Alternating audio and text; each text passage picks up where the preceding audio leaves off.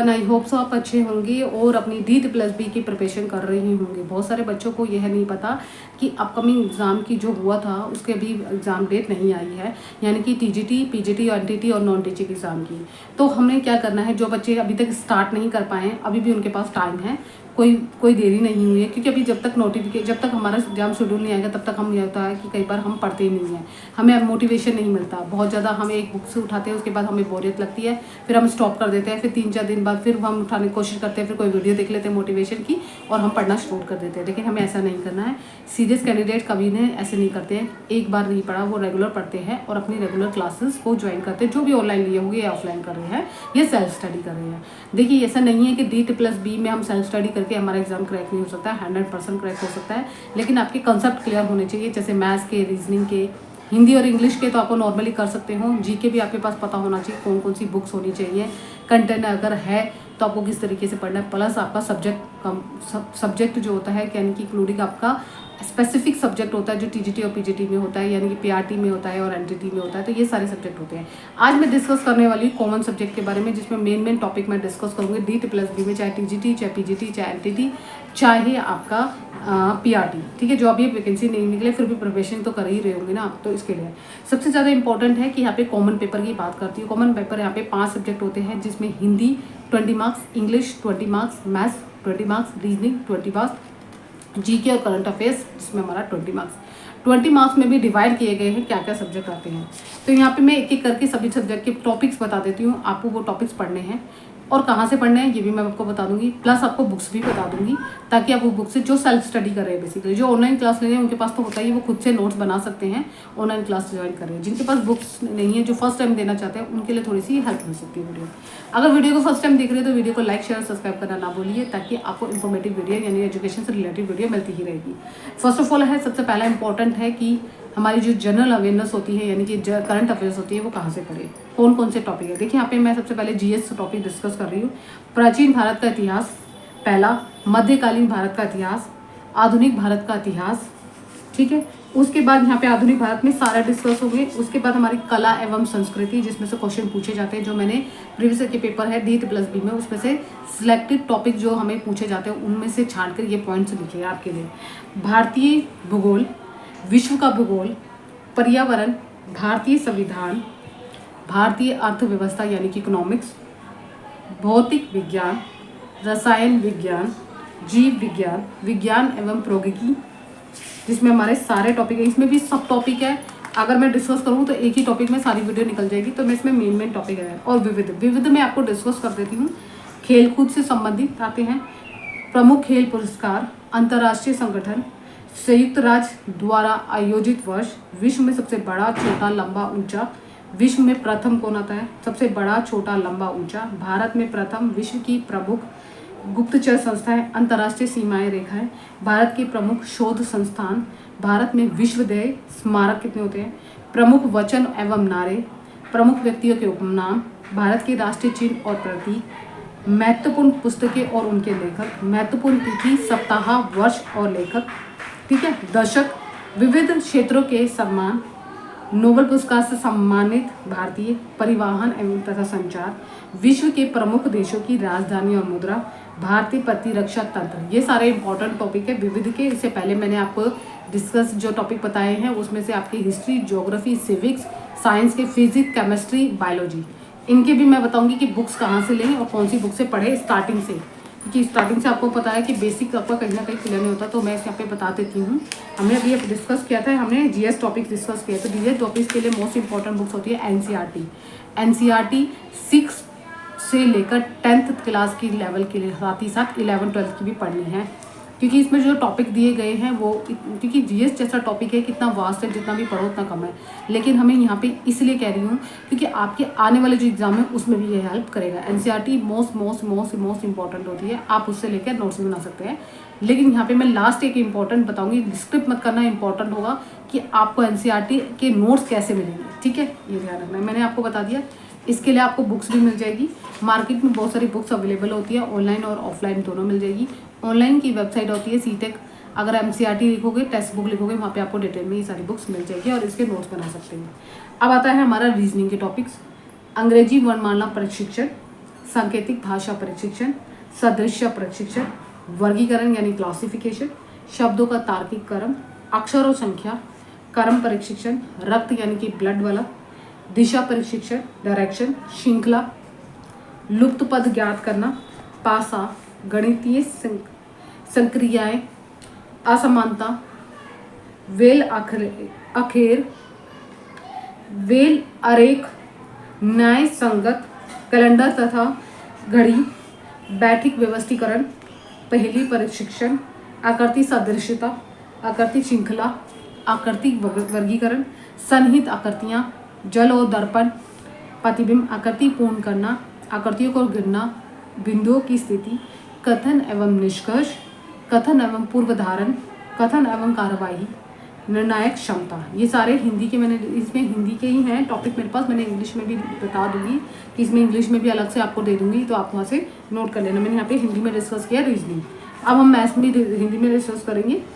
एक तो सबसे पहला है यहाँ पे 20 मार्क्स के मैंने टॉपिक डिस्कस कर दिए, साथ ही मैथ्स में डिस्कस करते हैं जिसमें हमारा नंबर सिस्टम होगा, LCF और SCF होगा, फिर हमारा स्क्वायर और रूट स्क्वायर होगा, फिर घातक एवं करनी, भिन्न एवं दशमलव, सरणीकरण, औसत, अनुपात में समानुपात, प्रतिशत, फिर प्रॉफिट एंड लॉस, फिर साझेदारी, मिश्रण, समय व्यय का वर्क यानी कि टाइम एंड वर्क, ब्याज यानी कि इंटरेस्ट में अभी आपको होता है सिंपल इंटरेस्ट और आपका दूसरा इंटरेस्ट भी होता है जिसमें दोनों इंटरेस्ट आते हैं आपके, सिंपल इंटरेस्ट और आपका हमारा होता है चक्रवृद्धि ब्याज जिसको कहते हैं हम।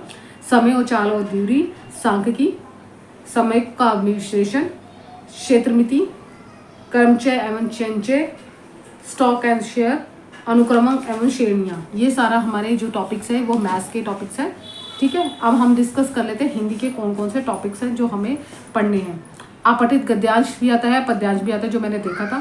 फिर वर्ण विचार, ये वर्तनी आती है, शब्द विचार आता है, संधि आती है, समास, शब्द भेद से संज्ञा, सर्वनाम, क्रिया विशेषण और अव्यय, लिंग वचन कारक काल, विधि एवं पक्ष, वाक्य में अंग भेद, रचना एवं पदबंध, अलंकार, छंद, रस का यहाँ पे टॉपिक मैंने यहाँ पे डिस्कस करती है। इसके बाद डिस्कस करूंगी कि सारी बुक्स में से कहाँ से आप ले सकते हो। वाच्य, विराम चिन्ह, व्यक्तिगत अशुद्धियाँ, शमश्रुति, भिन्नायक शब्द, अनेकार्थी शब्द, पर्यायवाची शब्द, विलोम शब्द, वाक्यांश के लिए शब्द, मुहावरे, लोकोक्तियाँ, रिक्त स्थानों की पूर्ति। ये हमारे सारे हिंदी के ग्रामर के टॉपिक है। अब इंग्लिश ग्रामर जो इम्पोर्टेंट है, reading comprehensive, article, noun, pronoun, adjective, interchanging of degree, adverb, correct form of verb, modals, preposition, conjunction, subject verb agreement, transformation of sentence, fill in the blanks, active passive narration, sentences improvement, common errors, vocabulary में antonyms, synonyms, one word substitutions, idealism, phrases and spelling, rearrangement of jumble sentences। तो ये सारे topics आपके English के हैं। सबसे पहले मैंने आपको जीएस बताया था, जीएस का कहाँ से पढ़ सकते हो।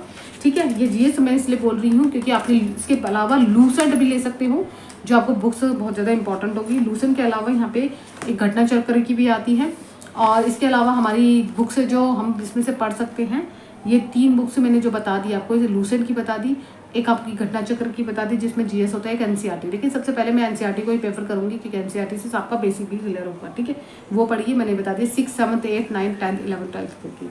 उसके बाद हमारा रीजनिंग के आते हैं। रीजनिंग के या तो लूसेंट की ले सकते हो, आपका बेसिक क्लियर हो जाएगा।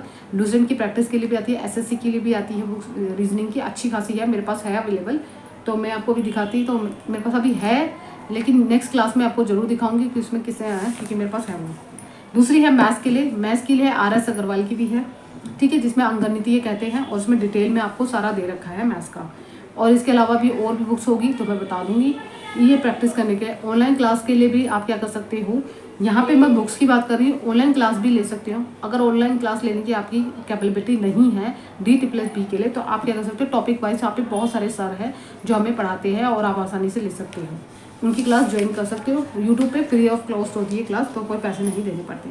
हिंदी के लिए आप मेरी क्लास ज्वाइन कर सकते हो, जिसमें से मैंने एक टॉपिक करवा चुकी हूँ, रस का थोड़ा बहुत, क्योंकि मैं बीपीएससी की तैयारी करवा रही हूँ। तो बीपीएससी की तैयारी के साथ साथ आप और सब्जेक्ट की भी तैयारी उसमें से देख सकते हो। कि हिंदी तो एक कॉमन सब्जेक्ट है जिसमें हर सब्जेक्ट में केंद्र विद्यालय में पूछा जा सकता है, अदर एग्जाम जितने भी गवर्नमेंट जॉब के हैं उनसे पूछा जा सकता है, तो वो देख सकते हो, जिसमें मैंने अभी टॉपिक स्टार्ट करा है रस का।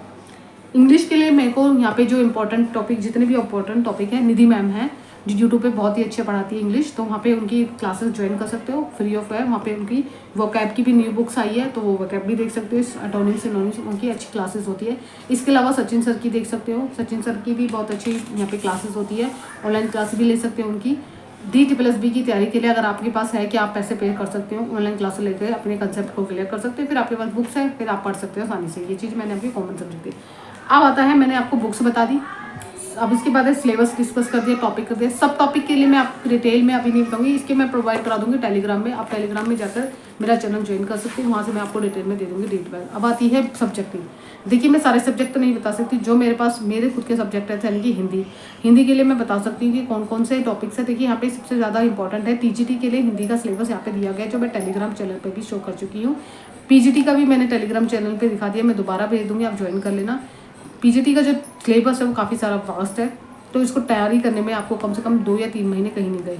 आप ये सोच के बैठो कि अभी से स्टार्ट करोगे तो ऐसा पॉसिबल नहीं है। साथ ही साथ मैथोलॉजी सेक्शन, जिसमें पेडोलॉजी सेक्शन भी इंक्लूड होता है और अदर लेवल भी होता है, जिसमें हमें तैयारी करने के लिए PGT की अगर तैयारी करने के लिए हमें 300 मार्क्स चाहिए होता है। तो 300 मार्क्स में हमारा 100 मार्क्स तो कॉमन पेपर का होता है, 200 मार्क्स हमारे अदर जो स्पेसिफिक सब्जेक्ट होता है, साथ ही साथ मेथोलॉजी जो होता है। TGT में भी 100 और 100 मार्क्स में आपने कुछ हमारे पेडोलॉजी सेक्शन होता है, प्लस हमारा मेन सब्जेक्ट होता है, ठीक है, ये ध्यान रखना है।